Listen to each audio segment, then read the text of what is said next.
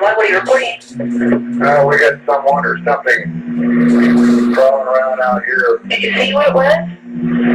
Was it a person or an animal or? I can't tell. All I know is that my central light came on and I just happened to glimpse and see this thing running across the yard. A good sized man or something. It looks like a man. I don't know what it was. Just it ran across the yard.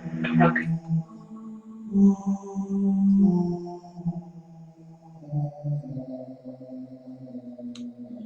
Well, everyone, from the remote jungles of Clinton Falls, Indiana, this is Larry Battson. Hello, Carrie. Good, nice to have you with us. Loretta, Alan, nice to have you along with us here tonight on Facebook, broadcasting from Clinton Falls in West Central Indiana, and it's talking all Bigfoot tonight. That's right. And we're going to have a great time. We're always wanting to hear where you're from, where you're watching from. That's always very cool. Also, if you have something you would like to relate to us, we'd be more than happy to share it with our audience, which has been very good here the last few weeks. Hi, Phil. Doing great this evening. Loretta, the lovely Loretta from New York. Lee's with us tonight from Brandenburg, Kentucky, along with his wife, Jennifer. Nice to have you with us tonight here on Facebook Live as we talk all Bigfoot. And I've been looking into my files. Oh, I have. Hi, Mark. Nice to have you along with us tonight. Mark is Mark Mersell. We need to have him on the program because we were talking just weeks ago about Ape Canyon, and he is the man about Ape Canyon. He is the man, so we need to talk to him sometime. I got a chance to listen to him last night on Beast Television. And, yeah, so he needs to be on our program. And he is from Washington, Westport, Washington, and that's fantastic. So we're going to be talking with him, we hope. From Tampa Bay, Florida, hello, South Star Michael Raposa Movers. Say that with... Say that real fast, huh? Oh, my Lord, that's a mouthful. And as always, we would invite you to check out our Facebook page, Footers Forum. Footers Forum, it's getting to be very, very cool. We've been posting lots of historical stuff on there from the John Green Library that Todd Prescott has been in charge of and has honed it, and he's releasing information, and it's just fantastic. Also from the Northeast, Russell Easterbrook joins us. Linda, nice to have you with us tonight. Had a chance to meet Russell at the Virginia Bigfoot Conference. Gosh, has it been 3 years ago? I think so, yeah. And it was fascinating to talk to Russell as he explores the legend of Bigfoot and Sasquatch from way up there by Boston. And as we remember, New England Patriot territory. Yeah, so nice to have Russell with us tonight. And any information that you'd like to relate to us, as I said, please do. I also want to tell everybody tonight, as always, we have our artwork available. You can see it on Footers Forum, or just message me.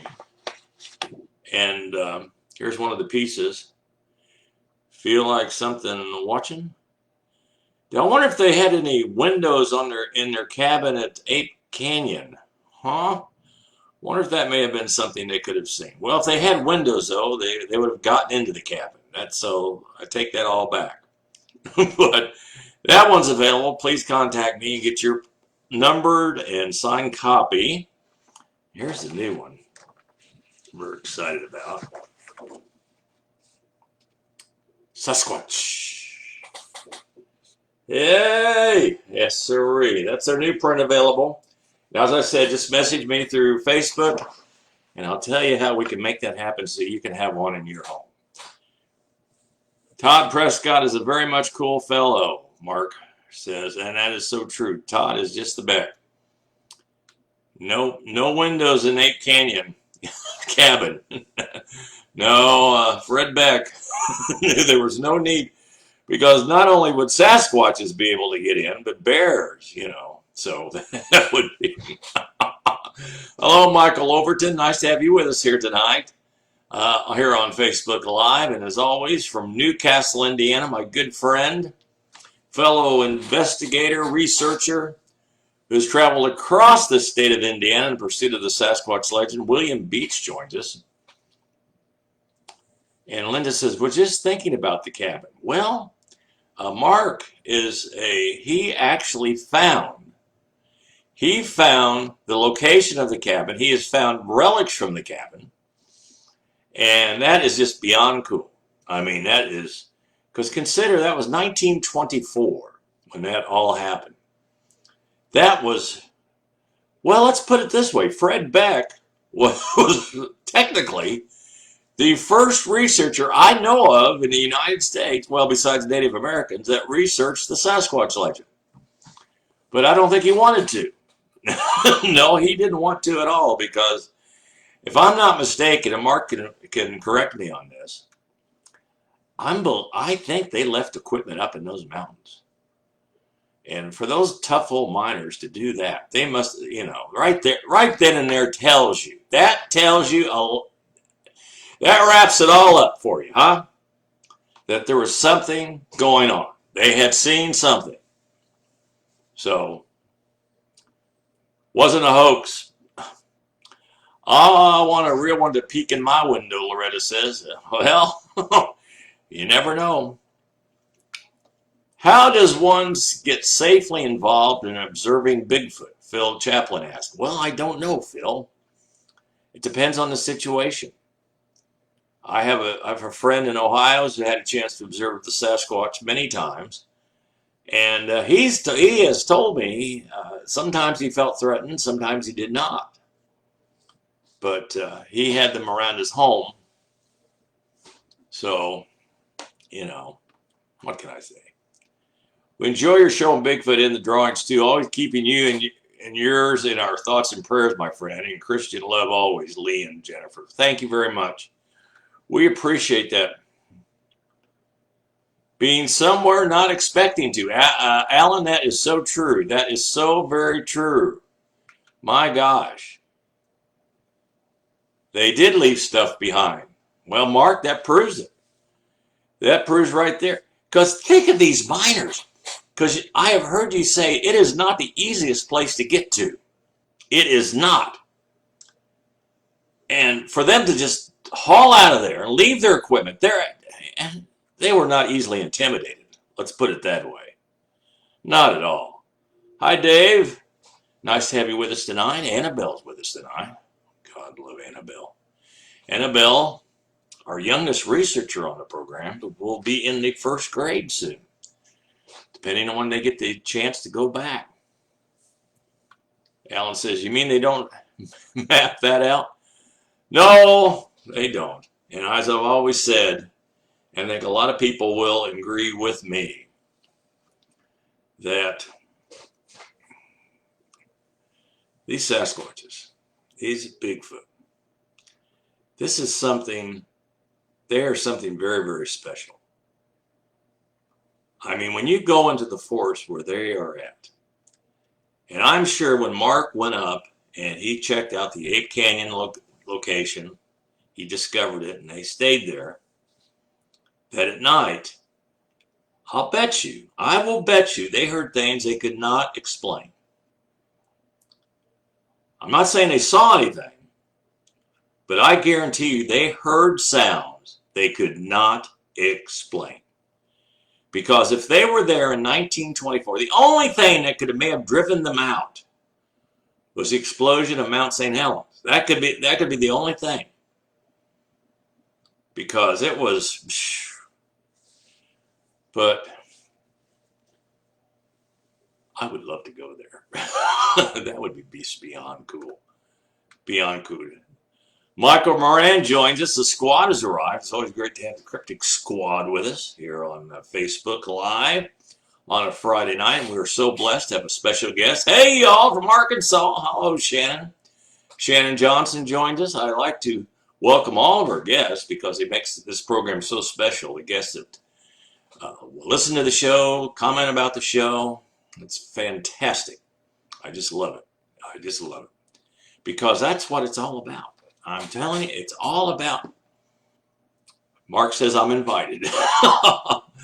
Well, let me get over my Parkinson's. Let me get that regulated. And we'll figure out a date. I'll give you a call. Because Mark was silly enough to give me his phone number. And see, I'll tell you other people that were silly enough to give me their phone numbers. Bob Titmus, he was silly enough to give me his phone number. John Green. Though John Green, he enjoyed our conversations. And I always felt special if I could get John Green to laugh. I thought because he was so dry. But if I could get him to laugh, I consider that a successful conversation. Russell says, rocks thrown on your roof would be enough to make you leave. You know, you're absolutely right, Russell. That would be the straw that broke the camel's back, wouldn't it? I'm telling you. Hey, Larry, have you heard anything about the Ohio Bigfoot Conference? I have. And it's happening. August the 15th. Now, here's some of the changes. They're going to put exhibitors on 3 floors of the hotel. Each speaker is going to do 2 programs, two talks, because they have to space them out in the room. I've never seen the room before, but they're going to have to space them out in the room, the audience. And that's how they're going to get around. They're just going to spread everything out. And they say they've got it all figured out. So my plan is of now, not unless Ohio goes into a dire state as far as this virus is concerned. Not unless because I have Parkinson's and I have to be careful. But not unless it goes in a dire state. I'll get it right. We'll be there. Okay, we will be there. So that's our situation. Yes, I remember seeing Mount St. Helens on television as well, Alan. It was a big kaboom. Yes, it was. Hi, Larry. It's me, Annabelle. Hello, Annabelle. We just love you. I'm here tonight with my little brother, Harrison George. We are driving around in the dark on our Gator. Listen to you. Love the show. Annabelle, I have to explain. She is just the best. She is going to grow up and be an anthropologist. And her thing, she's going to be like the Jeffrey Meldrum of the future, Dr. Meldrum.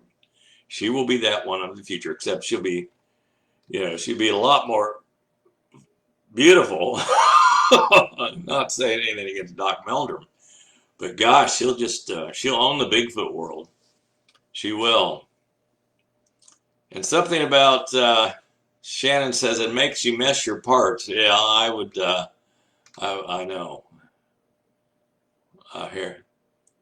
David says that Annabelle informs us the Bigfoot are up on wild raspberries here, filling up. They are so good. I'll bet so. You know, that's the one thing that always gets me. You get the scientists talk about it, say, well, there's no way that these forests, especially here in the eastern United States, could ever support an animal like the Sasquatch. Talking about an 8-9 foot animal. I mean, it'd take a tremendous amount of food. Well, if it supports bears, it'll support a Sasquatch. And as I've said, they have an hors d'oeuvre that walks around here in the eastern part of the United States. It's no problem in catching, no problem in finding, and that happens to be the opossum. So if they feed on opossums, they have no problem here in Indiana. Larry has graduated from the AEG School of Public Speaking. Well, when did I go to that? That is awesome. That's exactly what we're looking for. You betcha. You know it. Absolutely. And I was just thinking about, in fact, I've been thinking about it quite a bit the last couple of days. Will you bring the lookout for any big collectibles at the convention? I don't usually buy anything. I buy books, but I tell you what, I got suckered in. When I was in Virginia at the one with Billy Willard, the last convention he did, and he was getting out of the Sasquatch Bigfoot hobby, and and they were auctioning off his stuff. And one of the things he had was a statue from the beef jerky people. And they opened the bidding at $15. And I'm sitting in my booth, I'm listening to this. I'm going, $15? They thought that was my bid. And guess what I had to buy? The Sasquatch Bigfoot Link statue for $15. Oh, I know, it's just terrible. Just terrible. Oh, yes. That is awesome. That's exactly what we're looking for. I forgot what you're looking for. Annabelle, I'm so sorry. I forgot what Annabelle's looking for. No. Well, that's cool. Yeah, they thought it was very cool.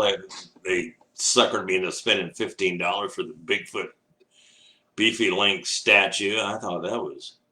But anyway, nice guy, Billy Willard. The hobby misses him. You know what I'm saying? It definitely does miss him. Because there's not a better, nicer guy than Billy Willard. We had a chance when we were in New York. Billy and they called him the creature seeker, and Bruce. Bruce and I had a little. I don't know what you would call it. They used to do a show called Sasquatch Watch, and I would call in and try to sell them aluminum siding or and stuff like that. In fact, there was a gal that actually would send me checks if I would call up the show and harass Bruce, who was the co-host of the program. And, you know, I call up and say, do you know the importance of a colonoscopy and stuff like that? And they get mad and say it's a Bigfoot show and all that. But anyway, so we had an ongoing thing that basically is just general harassment. Do you enjoy looking at the exhibits at the conventions? Yeah, I do. I do. A lot of times I just don't have an opportunity because I'll have a booth there. We'll have the prints for sale. We've got a couple surprises my wife and I put together. Also, at the Ohio Bigfoot Conference, I will have available on DVD, and it never has been before,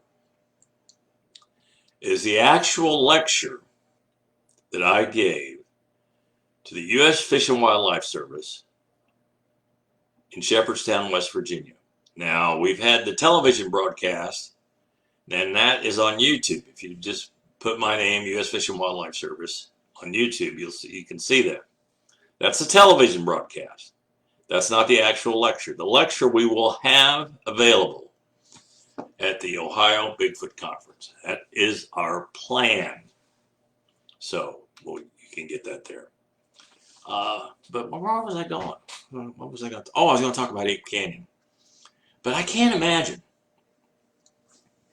You know, because Fred Beck and his group, they had heard the stories about these wild men that lived in those mountains. And it's no different than today. You'll get people that will say, no, science has discovered every living, well, they haven't discovered every living creature, because the Bluff Creek Project has found out that the Humboldt marten is not extinct because they got video of it when they set up their trail cams trying to film a Sasquatch there at Bluff Creek. Recently, yes. I guess they've got so many trail cams at the film site at Bluff Creek. Anything that walks through there is going to get its picture taken. And so far, no Sasquatches. But what gets me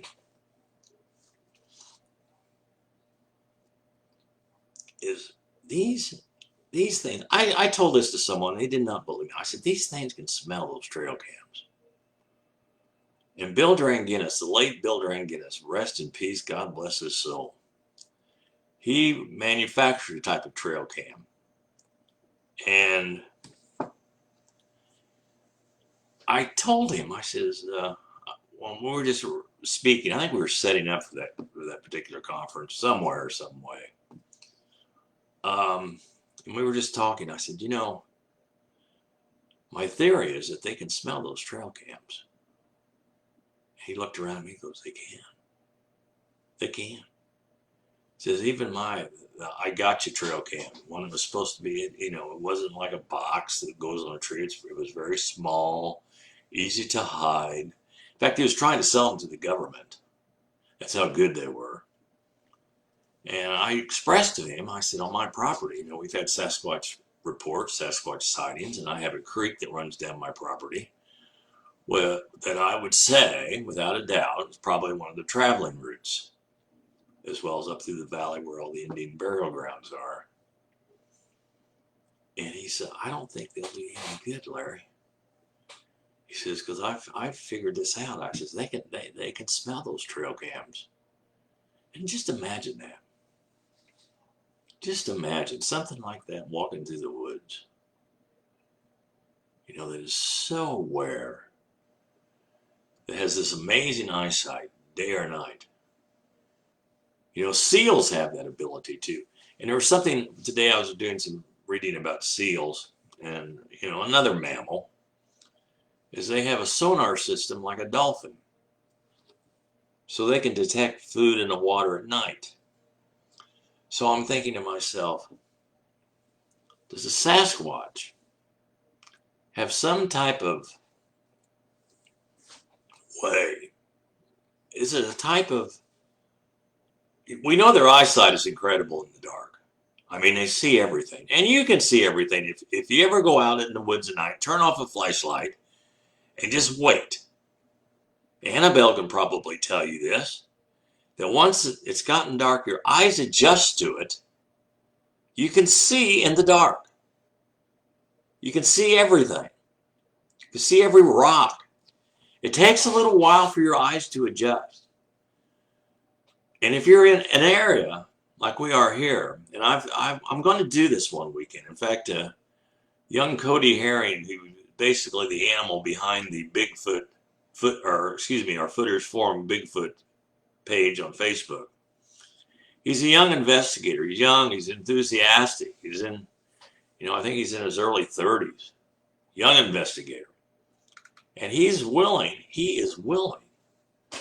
to go into the field and do what it takes to find the evidence or the proof.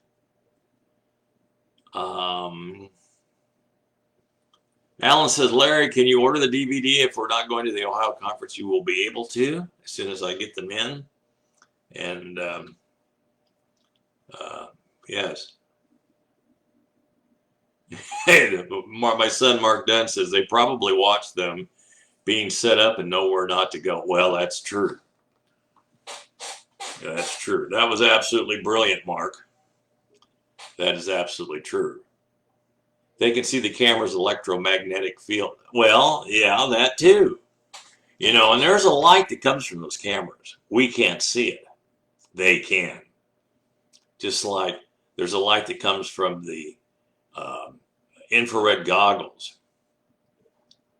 And I know this because a fellow that I knew that lived on the borders of Morgan Monroe State Forest, when he started having Sasquatch activity, and they were coming around his house and making their presence known, like beating on the side of his house, throwing rocks and limbs on the roof, tapping on his windows at night, that sort of thing. He decided that he needed to get some night vision goggles. But when he'd take them out, and they were Russian made, when he'd take them out and turn them on, when he'd hear sounds in the forest, he didn't see anything. They'd stay far enough back he couldn't see them. And he had decided that they could see that light beam from those goggles. So one night to prove that, he come home, and he didn't mean to prove it, just by accident. And he had those goggles sitting in the back seat, and he parked his car, total darkness, and a little voice that we never listened to, maybe we should, told him, grab those goggles, turn them on. And he did. And when he looked through those goggles, maybe 20 feet away, there stood a Sasquatch. And it watched him. Then very diligently just turned around, took a couple steps, the first tree it came to, took a step to the left, behind it, and just stood there. And all I could see was his shoulder. See, here's what was happening.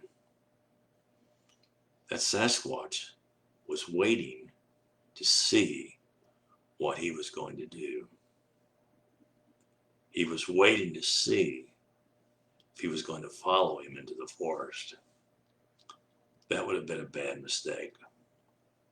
Bad mistake.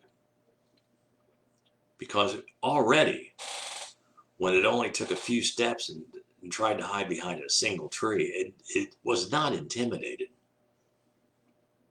But it didn't have to worry about this gentleman following him into the forest,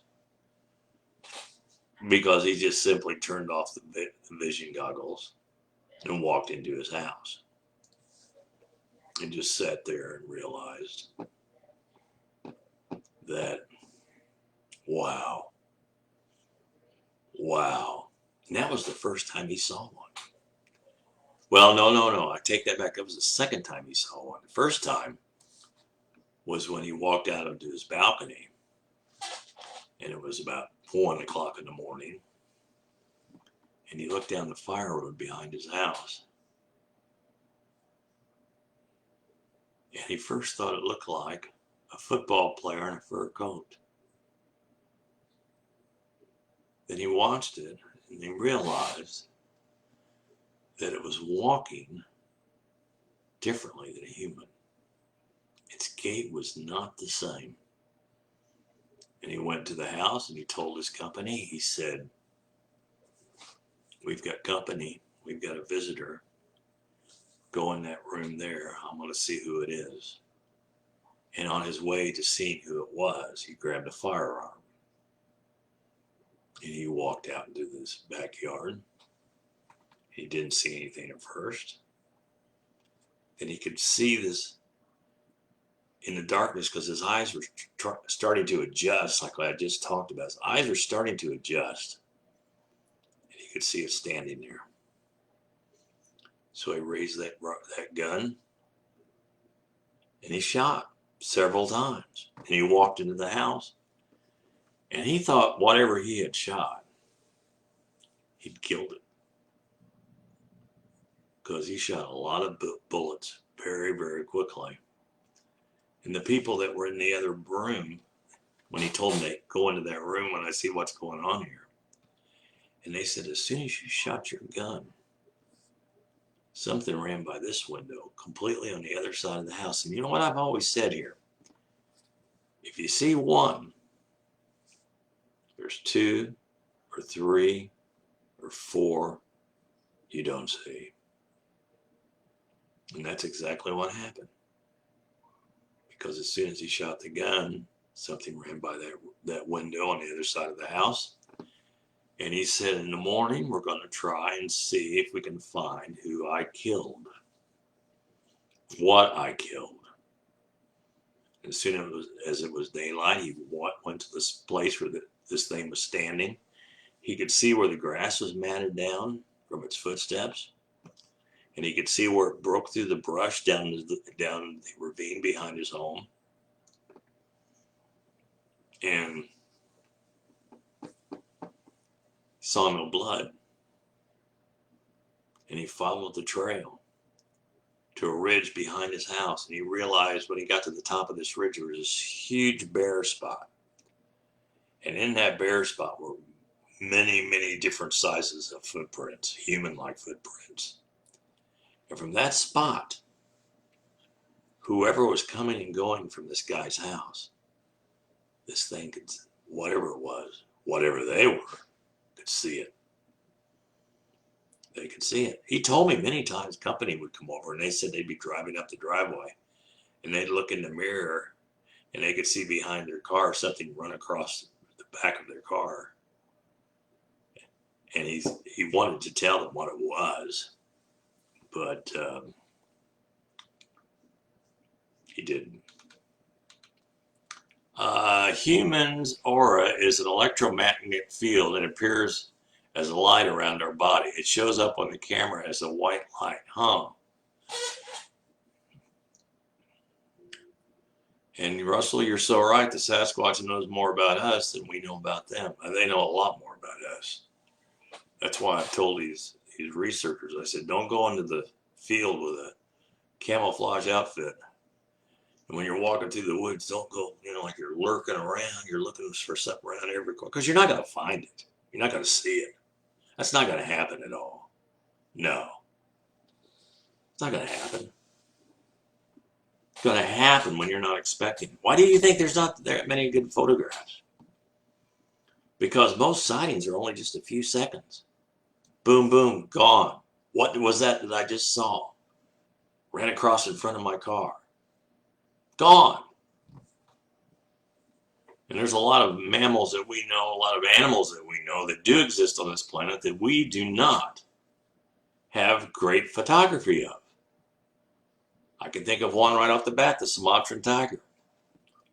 And the only reason that we have great photography of the mountain gorillas, basically, to save them, they've made it into a tourist mecca.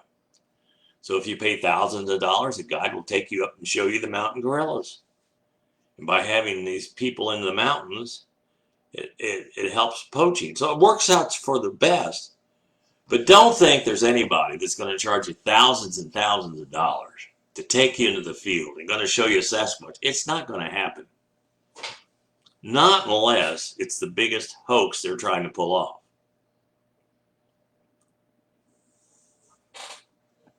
These field trips into to do Bigfoot research are ridiculous. You're just to raise money for somebody. That's all it is. That's all it is. Because the more people you have with you, the less chances you're going to have. Your chances are practically 1,000,000 to 1 anyway. Well, what do you think I told the Monster Quest? They said, hi, Dave. Hi, Kathy. Nice to have you with us. Hi, Bev. Nice to have you along with us here tonight on Facebook Live. What was the location of the story you just told about the Sasquatch? That was in Morgan Monroe State Forest, down by Martinsville, between Martinsville and Bloomington. I know you know exactly where it's at.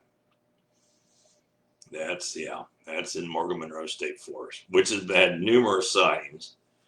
I can think of offhand 3 different people that I know that have seen them there.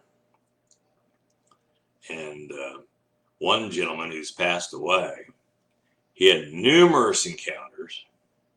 In fact, he told me, he said, Larry, he says, I was back in that woods one day. And he says, I could hear something moving through the forest. So I just kind of crouched behind this tree and I watched. And I watched this ridge because that's where the sounds were coming up from. And it come over the top of that ridge and I could see it. He said, I couldn't believe it didn't know I was there. But it didn't.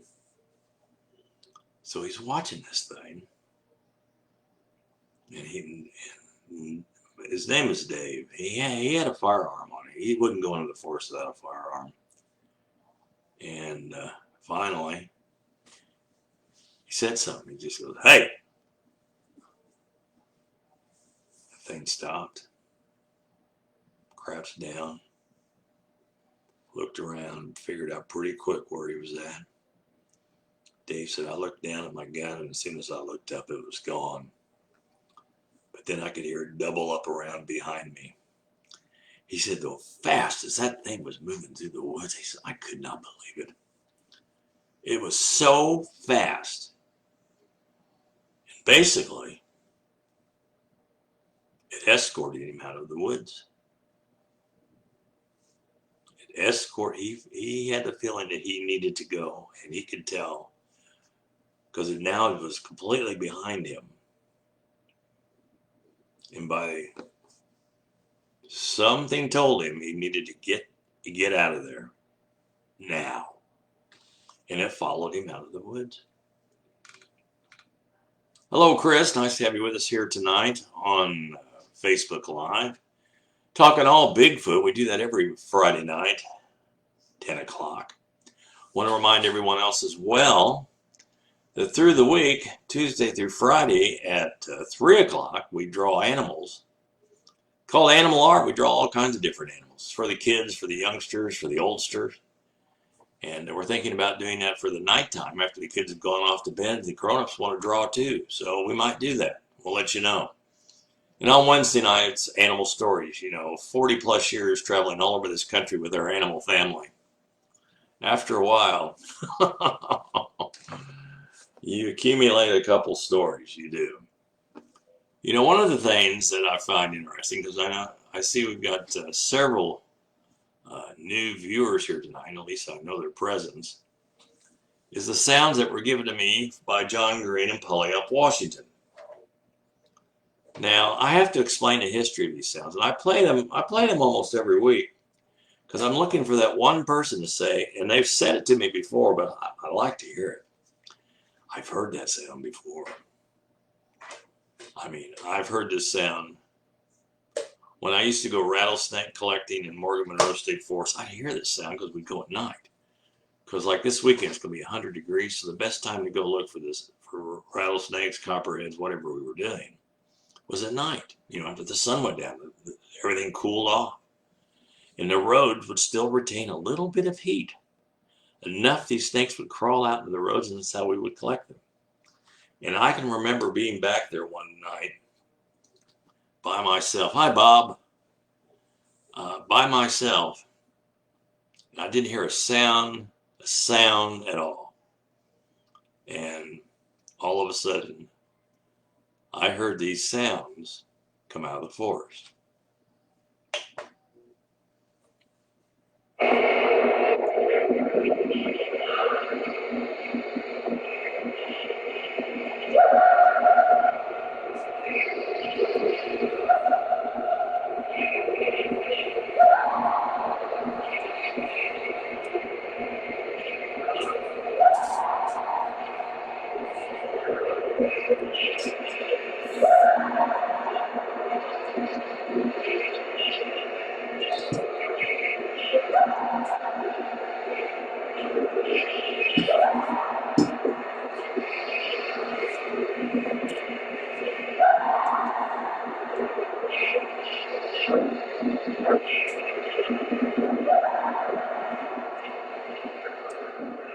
Russell Easterbrooks, he mentioned need to draw Sasquatch. We're going to do one.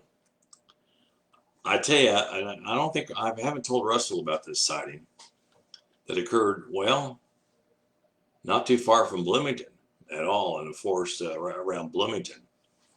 And a gentleman, in fact, he'll pop on here some weeks, named Austin Lee. And he was deer hunting back there, and he had in his sights, he had a deer, but he decided that he didn't want that one. He wanted a big buck. And he's watching the deer through his scope. And all of a sudden, out of the brush comes the Sasquatch. It basically hits this thing in the rib cage, drops to the ground. The Sasquatch grabs it by the legs, beats it up against a tree and kills it, and basically carries it off in his arms. And Austin, who was not, he was not a believer, but he is now. But that completely has changed his outdoor experience hunting. Kathy Fast says, we have a place at Raccoon Lake, and we definitely have heard that. Well, I've had reports from Raccoon. Well, I've had reports from Fallen Rock. And you know how far that is from Raccoon. Not far at all. Right off Highway 59. Michael says, where is Raccoon Lake? Raccoon Lake is in west central Indiana. It is about 10 minutes from my house, right here.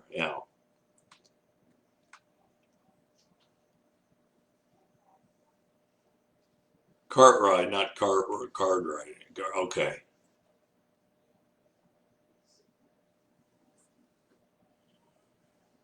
Oh, okay. I'm with you now, Dave. He said, we have heard that late at night when we were in a car ride out by Raccoon Lake. Yeah, I know. I've heard it here too. Yeah, I've heard it here. When I'd get up early, I'd be up at 4 o'clock in the morning to go off and do school programs, let's say in Warsaw, Indiana. And I would hear that one morning I was loading up a mountain lion. Dave said, I've heard similar stuff, and so far they have swiped 4 deer I have shot. Yeah. Yeah, they'll trail a hunter.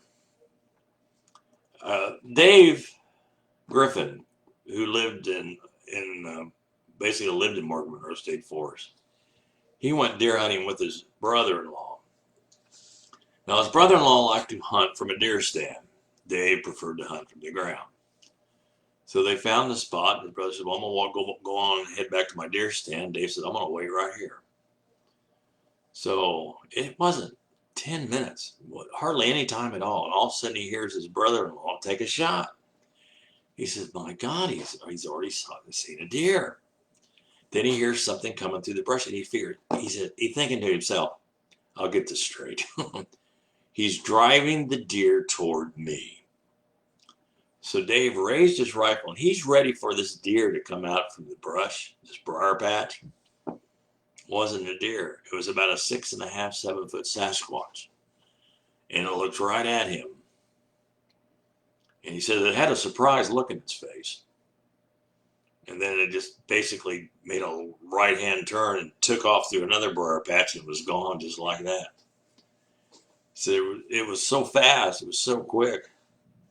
He said after I looked it in the eye, and see, had a surprised look on its face. That is a look that is not ape-like, okay? That's why I say these are not apes. Hello, Ginger. Nice to have you with us here tonight on Facebook. They are not apes. What are they? We were not sure. But they're not apes, because if they were apes, we would have one by now. We would have one in a zoo, in a collection. And I don't want to see that day. I absolutely do not. That's why I was so angry the other night. I was watching the television. They were talking, there was a documentary about this outfit from the southeastern part of the United States. They're out to kill a Sasquatch, and that's basically they're heavily armed.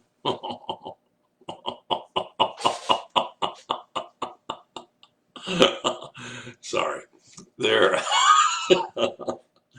they're heavily armed, and and Dave Parker says it's a man, just different. That's right. Yeah, it is. It's not an ape, because they can imitate any sound, including the human voice. I've told you this before. I told you this story from Washington. I have a friend that has a cabin 5 miles south of the Canadian border. He's got a neighbor. They were down at the neighbor's house one night. They're all standing on the porch, and the neighbor had this Rottweiler.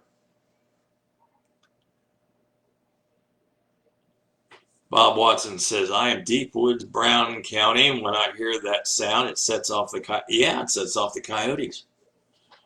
Absolutely. You bet it does. And you don't think a Sasquatch will track a pack of coyotes?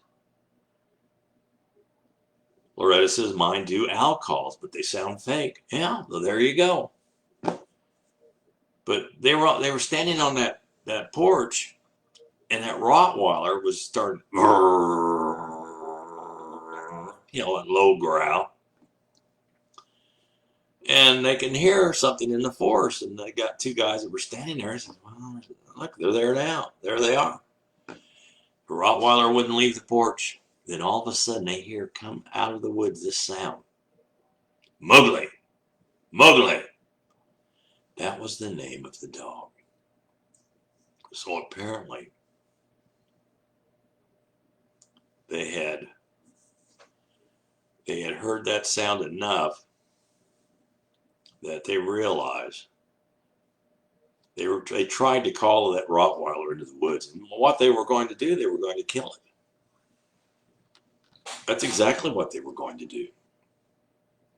You know, reports from Alabama where a full-grown German Shepherd, it was killed by its body was twisted like a wet wash rag. Now, what size of animal does that? Or a bloodhound that was drowned in about a foot of water. Bloodhounds are big, tough dogs. And for something to hold it underwater and drown it, I mean, that's not a habit a bear would do. And I know a little bit about bears. I've raised enough of them, been around them for 20 plus years, that's not their habitat. David Parker says that's the females that do the owl calls, replying to Loretta. Alan, 500 plus pound owl. Well, I've heard the recordings of their owl imitations, and they're pretty eerie. And that's definitely a signal when they're moving through the woods. Because they have to be that way. Ask young Annabelle that. They have to be that secretive. They have to be that sneaky. They're cunning. They're just plain cunning. Why do you think we don't have very many photographs? We've only got one really great film, the Patterson-Gimlin film. That's it. There is one. That's what they look like. I've always asked people with sightings, says, have you seen that film? And they said, yeah. Is that what it looked like? Yeah. That's what Bob Titmus said when he spotted that one off the coast of Alaska, or saw the three climb a cliff in Kitimat, British Columbia. So it looked just like what Roger Patterson and Bob Gimlin filmed. Same animal. Same thing. Speaking of things, don't forget, you're right, Russell, we need to draw a Sasquatch. I'm going to draw one from Austin Lee because he had a chance to get a really good look at the face. But maybe, peeking through the window, something like that. That's available. If you like something watching, that's available. You can contact me through Facebook, Yukon, and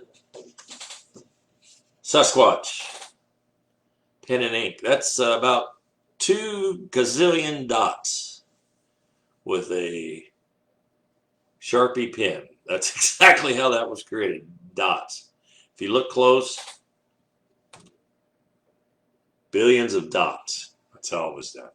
Both are available to raise money for our animal family. It's one of the ways we do that. Ohio Bigfoot Conference will be happening August 15th. We will be there. Not unless things get far, far worse with the coronavirus. They get much worse because I have Parkinson's. I have to watch it. I mean, my wife wouldn't even let me go to Walmart till recently. So I have to watch it. Hi, Vincent. I love your stuff. Well, thank you very much, Vincent. I really appreciate that. We've got a bunch of stuff on the Facebook page which everyone needs to check out called Bigfoot Art. We have stuff on there. And also, I want you to check out Footer's Forum. Footer's Forum, that's our Facebook page. And it has, we've worked very diligently and tried to make very historical, very, very historical. David Herring asked, any news about the Ohio Bigfoot Conference? It's a big go. They're going to do social distancing. They're going to set up vendors on 3 floors, I guess, so they can keep everybody separated.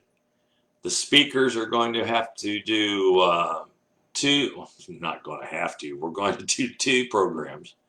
So every speaker has to do 2 because they're going to limit the size in that room. Because the room, I don't know how many that seats, probably what, a couple hundred.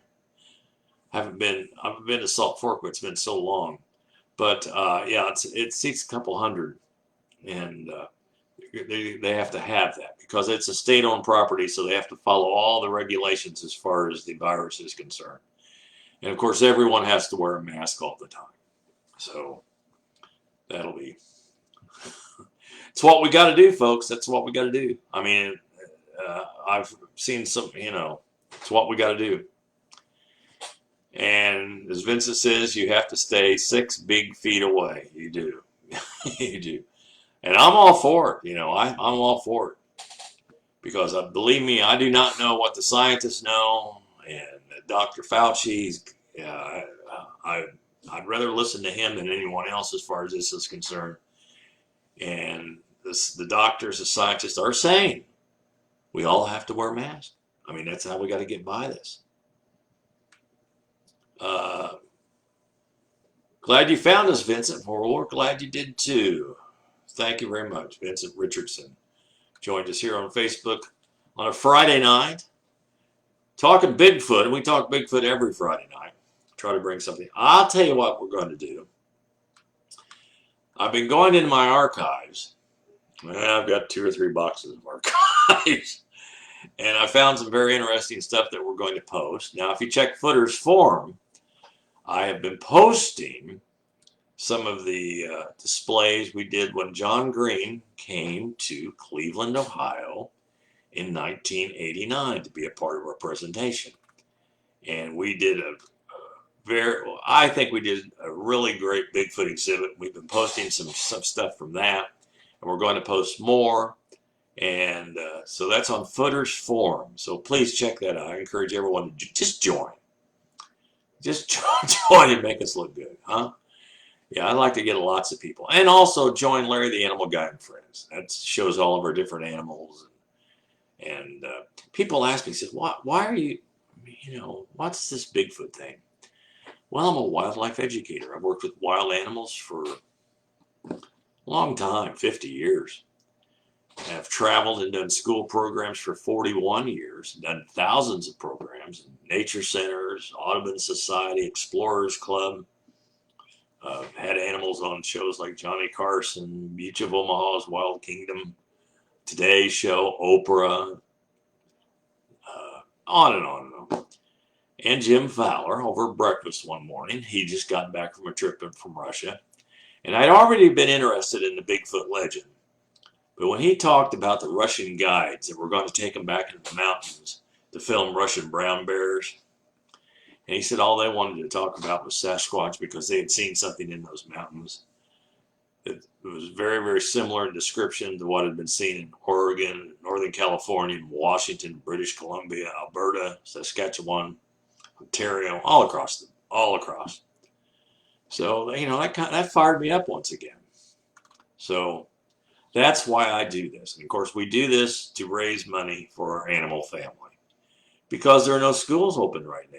I mean, we were shut down 1st of March and April and May, and most of March is our busiest time of doing school programs. And that was all taken away, so that made it pretty tough. Michael says, on a scale through 10, how excited are you for the Ohio Bigfoot Conference? Well, I'm pretty excited about it. Anytime I have a chance to meet some of the folks that we talk to via Facebook or, people that watch this program on Friday nights. And I always make lots of new friends. I'll tell you, it's always a great time. So I'm excited about it. Not too far away, about a month away. And so we'll have stuff there. I'm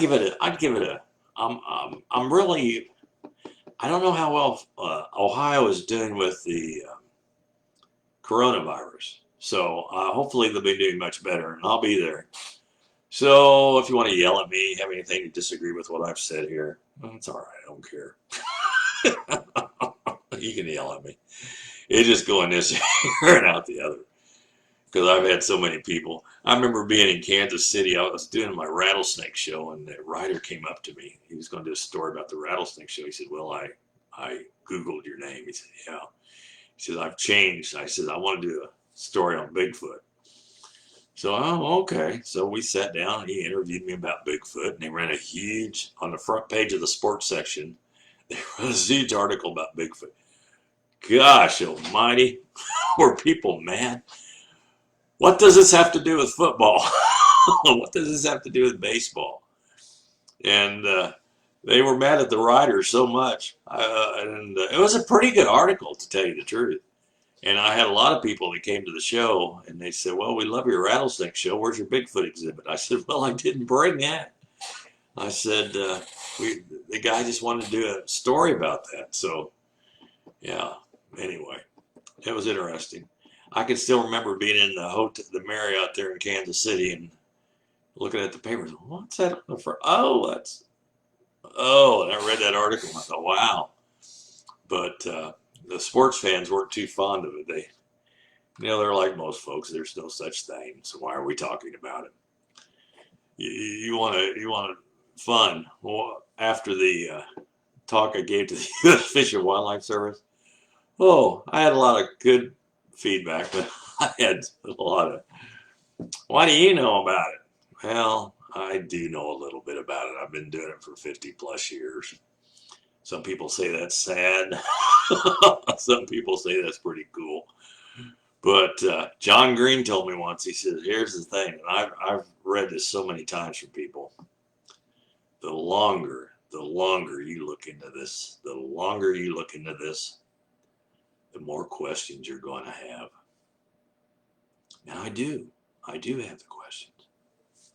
I have to tell you, I first thought let's see what Bob Watson said. The conferences are great because I get to meet people I've seen on Facebook and YouTube face to face. I know. That's what I enjoy about it. Get to meet these folks.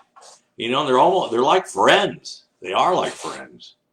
When you talk to these people, they're friends on Facebook, and you talk to them like you see each other every day. So it's a really cool group. As long as there's no angry, and I still have not figured that out. The angry part I don't understand.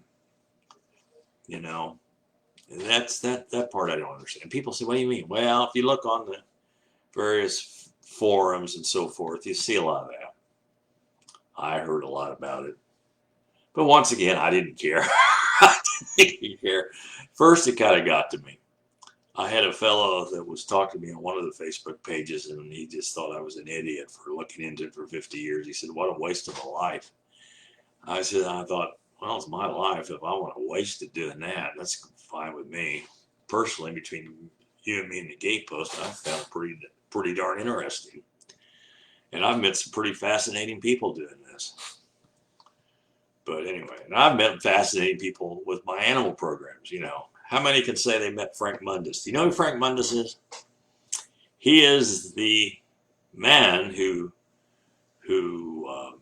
inspired Peter Benchley to write the book Jaws.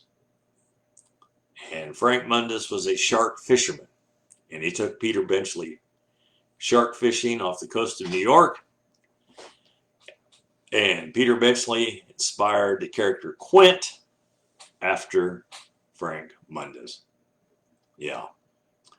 Robert says, you haven't wasted anything. Well, I don't think so. And here's the thing. I'm not silly. Because every time I've looked into different reports, I always try to find a parallel with us. There are tribes in New Guinea that they know they're in there, but they can't find them. They know they're primitive people living in the wilds of New Guinea, but anthropologists can't find them. So is that just a legend? Of course not. Ask the young Rockefeller who was killed in New Guinea. Remember the story about that? Nelson Rockefeller's son, I believe he's an anthropologist, was in New Guinea. And what happened was anyone that would give him information on the people that lived in New Guinea, he would give them a shiny new axe. Well, it turns out that, no, wait a minute. I remember what, let me back up the story a little bit. He wanted a shrunken head. That's what he wanted, because that was still occurring in New Guinea. And he offered anyone that could give him a shrunken head, a shiny new axe. Well, what happens, he was in his canoe going across this lagoon. This tribe saw him, said, we'll make a shrunken head out of him. And that's when he disappeared. And they never did find him. And there was a rumor that on a lodge pole in one of these tribes' elders was the head of the young Rockefeller that had been shrunken. And basically, that's a wonderful story.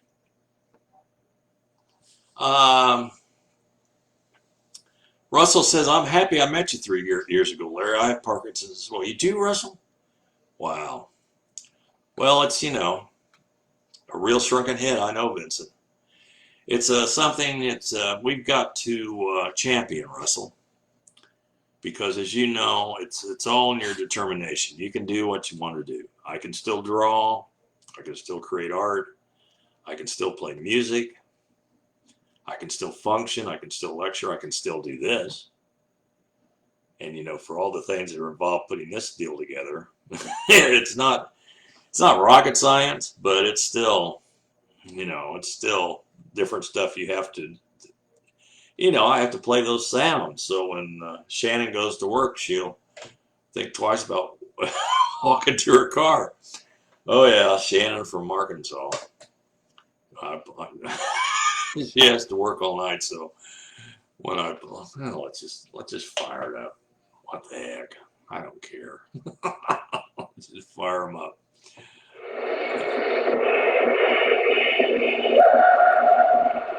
I just love that.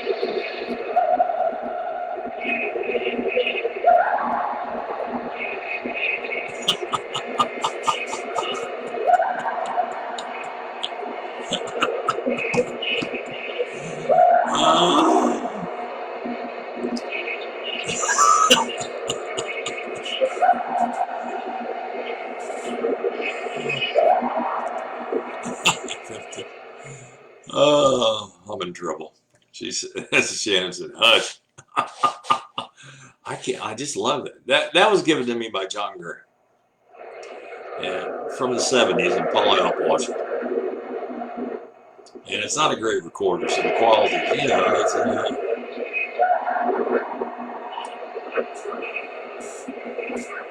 twice in one. Oh yeah, I forgot I played them earlier. Twice in one night, you're trying to give me a heart attack. Well, I apologize. We don't want any physical disabilities on the show. But here's the plan.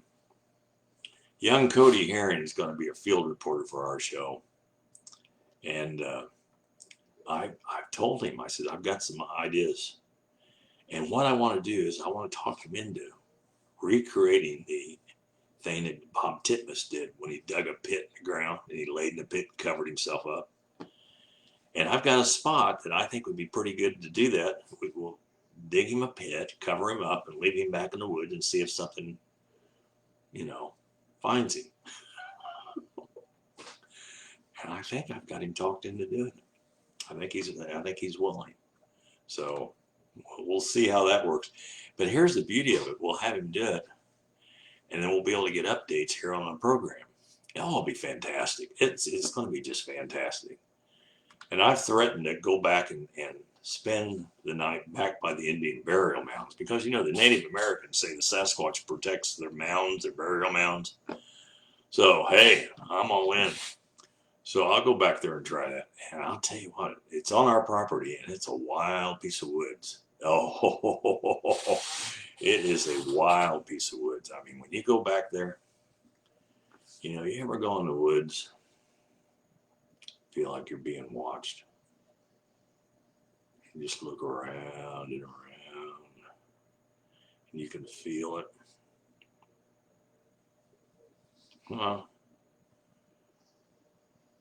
Well, that's what you feel when you go back there.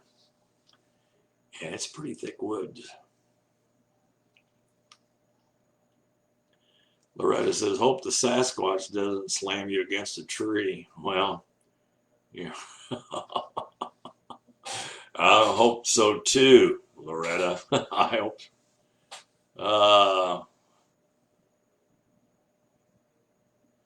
Well, if he has a heart attack, you already have the hole dug. That is true. I didn't think about that.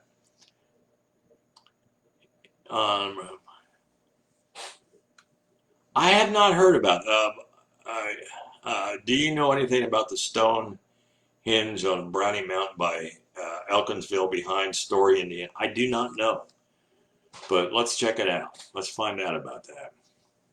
That's a new one on me. Now Alan's in trouble with Shannon. You know, we always have a great night. We have wonderful listeners. We have tremendous amount of feedback from our Friday night programs. Vincent says, I think that goes without saying. We've had tremendous amount of feedback, and it just makes me feel so good because this subject is so interesting. And we try to bring so much to the table.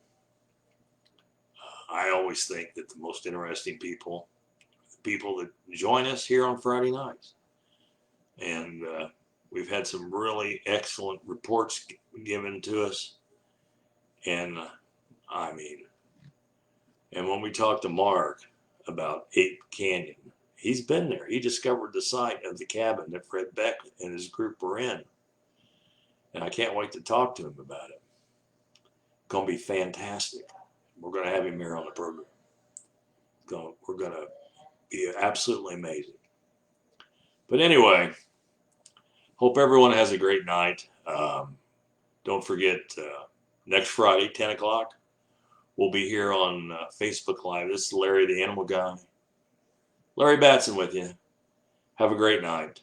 Thanks for joining us.